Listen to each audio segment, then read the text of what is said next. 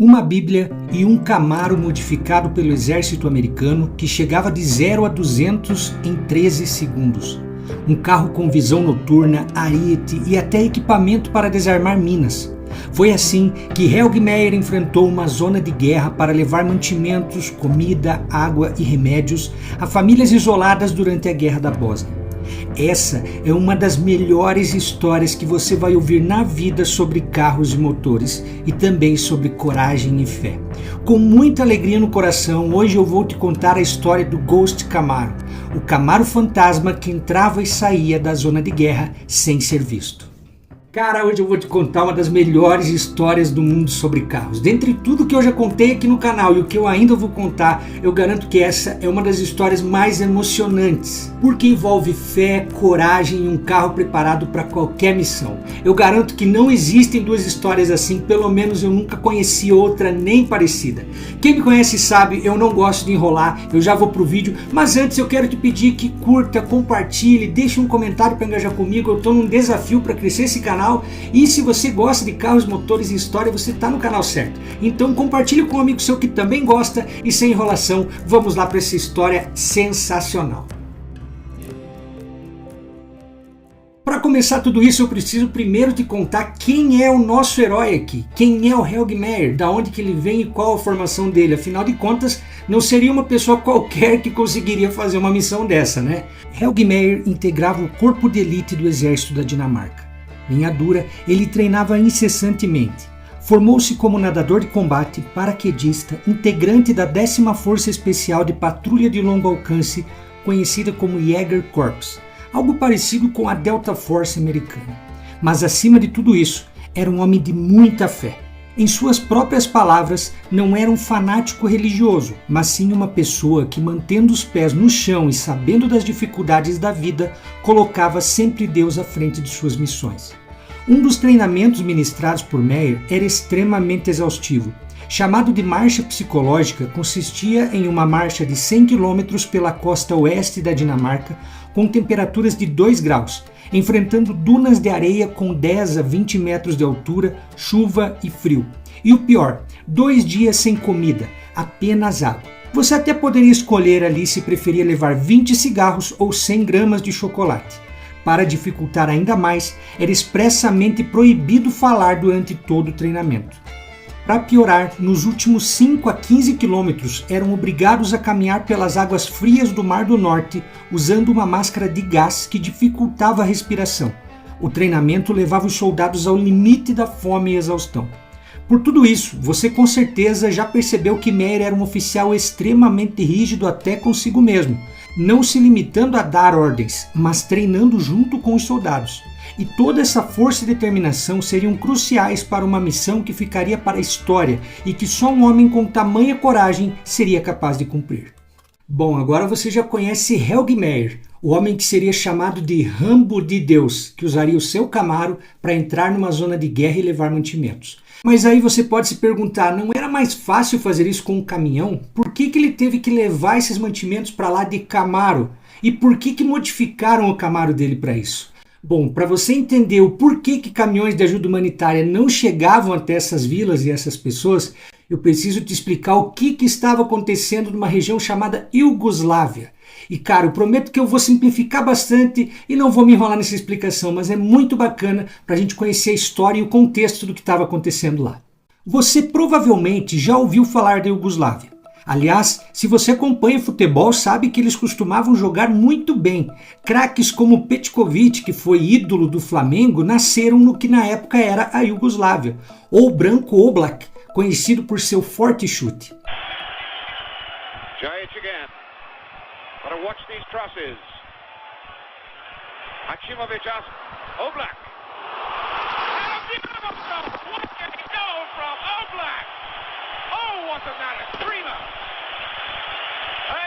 Para resumir a história e facilitar, a Iugoslávia era a união de 6 repúblicas: Eslovênia, Croácia, Bósnia e Herzegovina, Sérvia, Montenegro e Macedônia, que a partir de 1945, portanto após a Segunda Guerra Mundial, passou a ser comandada por Josip Broz Tito. Era uma república socialista, só que não tão fechada quanto a União Soviética. A Iugoslávia tinha relações comerciais com o Ocidente, a população tinha uma certa liberdade para entrar e sair do país e tal. Não que fosse totalmente livre. Tito era um ditador, mas era um regime muito menos repressivo do que o soviético. A grande questão entre esses países é que eles juntaram diversas culturas, etnias e religiões dentro de um único país chamado Iugoslávia. Grupos que não tinham convivências muito pacíficas, muçulmanos, católicos ortodoxos, católicos romanos.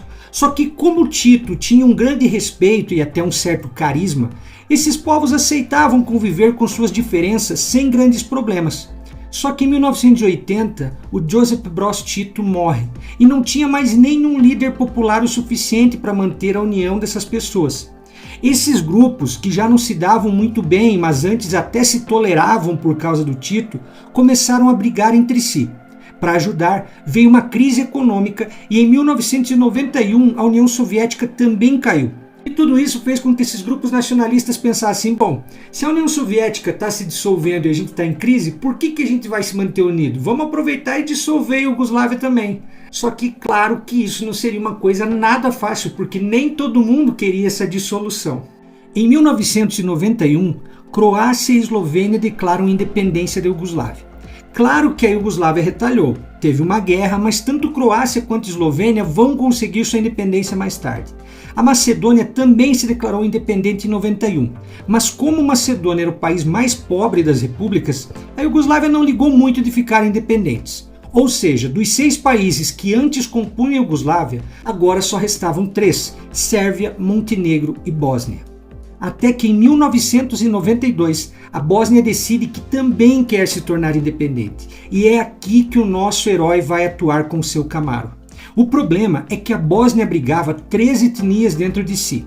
44% da população era de muçulmanos, chamados de bosniaques. Eles defendiam que a Bósnia deveria ser totalmente independente da Iugoslávia. 31% da população da Bósnia era de sérvios e defendia que os territórios onde a população era de maioria sérvia não deveria ser independente e continuar sendo parte da Iugoslávia. E 17% da população era de croatas, que defendiam que a Bósnia deveria ser anexada à Croácia. Ou seja, dentro de um mesmo país, 3 povos diferentes brigavam entre si e ainda brigavam com o exército sérvio defendendo a Iugoslávia. E é nesse contexto que a população começa a ficar cada vez mais isolada, sem água, luz, acesso a remédios, alimentos e tudo mais. Inclusive é nessa época que acontece o famoso cerco de Sarajevo, capital da Bósnia, que durou 4 anos. Essa foto que você vê de pessoas correndo pelas ruas é porque atiradores de elite sérvios ficavam nas montanhas que cercavam a cidade praticando tiro em civis. Algumas ruas chegavam mesmo a ter avisos escritos nas paredes dizendo que aquela rua era mirada por atiradores, para que as pessoas não ficassem paradas na rua por muito tempo, pois se tornariam alvos.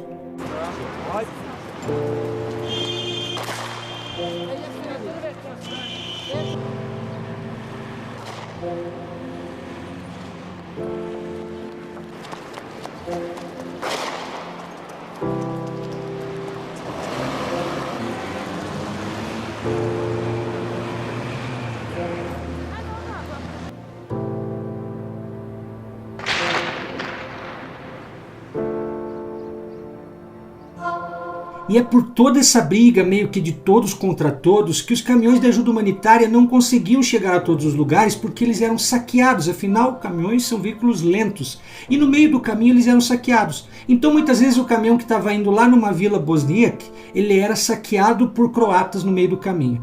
Ou ele estava indo levar mantimentos para uma vila de sérvios, aí os bosníacos saqueavam no meio do caminho. Então, meus amigos, a única maneira que tinha de você levar mantimentos a todas as pessoas era se você tivesse um carro rápido o suficiente que conseguisse entrar nessa zona de guerra escondido, levar os mantimentos e sair sem ser notado, porque se fosse notado, com certeza seria abatido. Sabendo das condições terríveis que essas pessoas estavam enfrentando, Helg procura a base aérea americana de Rhein-Main, que fica lá na Alemanha, que é uma base também da OTAN, e explica, olha, eu tenho um Camaro e eu acho que eu posso transformar ele e entrar nessa zona de guerra para levar esses mantimentos. E na verdade, num primeiro momento, ninguém leva ele muito a sério, porque é uma ideia meio doida, né? Tipo, você querer entrar num lugar com um carro civil onde nem mesmo os blindados militares estavam conseguindo chegar.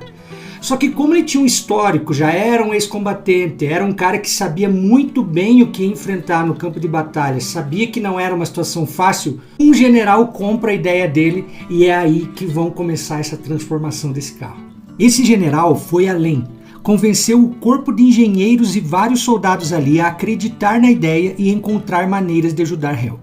Esses engenheiros então pediram que ele trouxesse o Camaro e imediatamente começaram a planejar todos os equipamentos que iriam instalar para que o carro tivesse o máximo de segurança e o preparo necessário para enfrentar as condições de guerra. A primeira mudança foi no motor.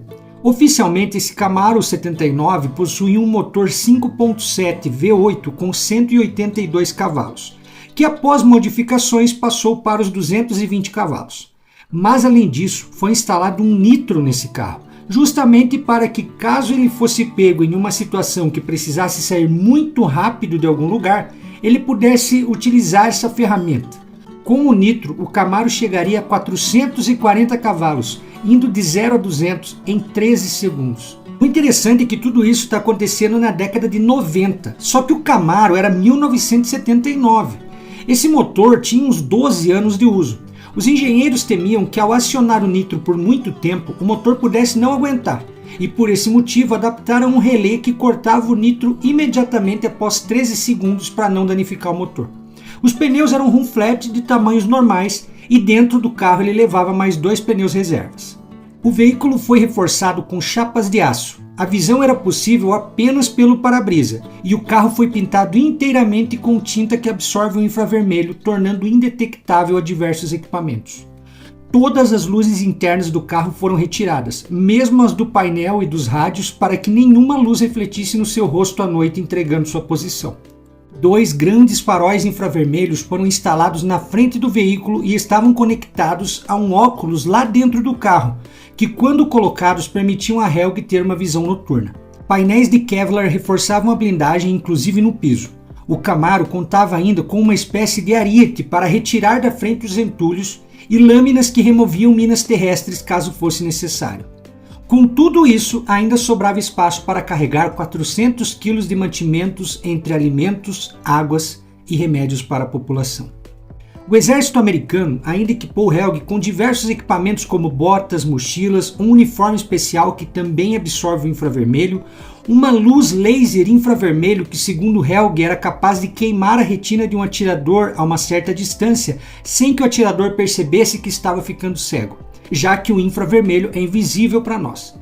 Um mapa da zona de guerra, bússolas e diversos coletes à prova de balas também foram dados a ele, além de um capacete que iria salvar a sua vida, conforme eu vou contar mais adiante. Um dos dispositivos mais utilizados por ele foi um detector de calor de 15 centímetros que era capaz de registrar calor corporal a até 1 quilômetro de distância. Recebeu também rádios que podiam operar em frequências específicas para falar tanto com a Força Aérea como com forças terrestres. E você deve se perguntar, tá bom, mas ele foi para a guerra e não levou nenhuma arma? Não. De acordo com as próprias palavras dele, minha Bíblia era minha arma. Sem revólveres, sem granadas, nada disso. Somente a Bíblia. Com muita fé e familiarizado com as estradas da Bósnia e o interior da Croácia, Helg fazia entregas de doações tanto de dia quanto à noite. Por várias vezes se viu em situações de perigo. Numa delas conseguiram acertá-lo, mas a bala parou em seu capacete. Quando não estava em serviço, ele se escondia entre os escombros ou no meio da floresta, já que seu carro usava tinta especial e não era identificado facilmente. Helg conta que ajudava tanto cristãos quanto muçulmanos e que as pessoas, quando ouviam o ronco do seu Camaro, saíam à rua para encontrá-lo. Outras, com medo, achando que ele poderia ser um agente da CIA ou inimigo, se escondiam. Uma das passagens mais bonitas e emocionantes acontece quando ele estava na região de Vares e demonstra claramente o tamanho que estava sendo aquela tragédia humanitária. Eu vou ler para vocês em primeira pessoa o que ele escreveu em seu diário. Em 1994, eu dirigia por Vares à noite, completamente cansado e procurando um lugar seguro para dormir. Em meio às ruínas, examinei a área ao redor com o meu detector que responde ao calor corporal. Nas ruínas em frente, ele me mostrou que havia calor corporal. Devia haver 2 ou 3 pessoas. Vi luz de velas através da porta fechada com tábuas. Bati e a vela apagou-se imediatamente. Depois de outra batida, eu disse: "Sou o Sr. Meyer, do Exército dos Estados Unidos." Um senhor abriu a porta e me convidou a entrar. Também estava presente uma jovem com seu bebê recém-nascido. Todos estavam sujos e visivelmente desnutridos. Peguei sabão, água, comida e vitaminas para o bebê no meu Camaro. A jovem mãe lavou a si mesma e ao filho e alimentou o recém-nascido. Ficamos sentados juntos em silêncio ao redor da vela por um tempo. O velho leu atentamente o seu Alcorão enquanto eu lia a Bíblia, que é a minha companheira constante. Então, voltei para o carro e estava prestes a entrar no meu saco de dormir quando alguém bateu na minha janela. Era a jovem que me deu seu filho para que eu segurasse. Jamais esquecerei esse momento comovente da minha vida. Este símbolo me incentiva todos os dias a ajudar os filhos da guerra. Agradeço a Deus e a esta mãe pela confiança. Outra passagem que mostra claramente como Helge Meyer estava sendo protegido por Deus durante essa missão foi quando ele estava próximo a Tuzla. Ele conta que ele estava indo com o Camaro dele até uma certa vila e em um determinado momento do caminho o Camaro simplesmente desligou completamente. Ele tentou por várias vezes fazer pegar, mas o carro não pegava de jeito nenhum. Então ele pensou, bom, vou ter que dormir por aqui mesmo. Empurrou o carro até um certo lugar, escondido ali, e dormiu.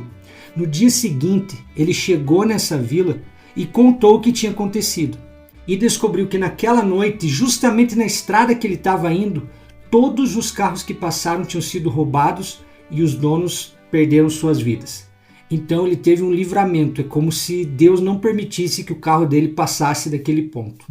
Em seus relatos, Helge conta como a guerra muda as pessoas em todos os aspectos. Como crianças perdiam a inocência e se comportavam quase como adultos. Constantemente com medo, escondidas e às vezes carregando grandes responsabilidades para suas idades. Vale lembrar que várias ficaram órfãos durante o conflito. Outra coisa triste relatada por ele é que entre uma visita e outra pessoas desapareciam. Quando ele visitava na primeira vez, encontrava uma família. E na segunda visita os pais tinham sumido e encontrava apenas as crianças. Mas e a família do Helge Meyer apoiava isso que ele fazia? Na verdade, a família dele não sabia que ele fazia esse tipo de missão. Ele instruía ali os militares a dizer que ele estava em treinamento, coisas assim. Então a família dele por muito tempo não sabia que ele fazia esse tipo de missão. Por conseguir entrar e sair da zona de guerra sem ser notado, seu carro ficou conhecido como Ghost Camaro, ou Camaro Fantasma. Após dezenas de viagens levando mantimentos e o fim da guerra, Helge levou seu Camaro de volta para sua casa. Vários equipamentos foram retirados do veículo, ele foi pintado de laranja e ainda pode ser utilizado no dia a dia, contando com mais de 100 mil quilômetros rodados. Essas são as últimas informações que podem ser encontradas sobre esse carro. Que história incrível, não é? Cara, quando eu conheci essa história, eu fiquei muito emocionado. Para vocês terem ideia, a Guerra da Bósnia é considerado o pior conflito desde a Segunda Guerra Mundial, de tão triste que ele foi. Existem várias coisas que aconteceram nessa guerra que eu não posso nem contar aqui, porque senão o YouTube ia restringir o vídeo. A coisa foi tão feia que o Slobodan Milošević, que era o presidente da Sérvia nessa época, ele foi para o Tribunal Penal Internacional, não só ele como alguns generais que participaram desse conflito, por crimes de guerra. Só que um pouco antes do final do julgamento dele, ele morre de ataque cardíaco, ele é encontrado morto dentro da cela dele. Ele tinha 64 anos e embora muita gente tenha dito e surgiram conspirações e tal, ele de fato tinha problemas cardíacos, então é possível que tenha sido uma morte natural. Essa história toda é contada num livro que eu vou deixar para vocês aí na tela, só que ele não tem versões em português, é escrito pelo próprio Helge Meyer. Gostou do vídeo? Muito obrigado por você estar aqui comigo, escutando minhas histórias sobre carros e motores, fico muito feliz mesmo.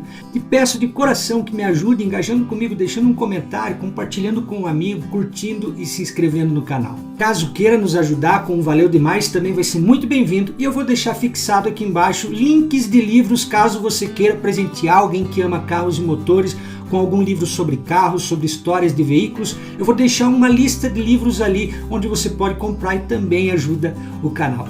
Muito obrigado e até a próxima.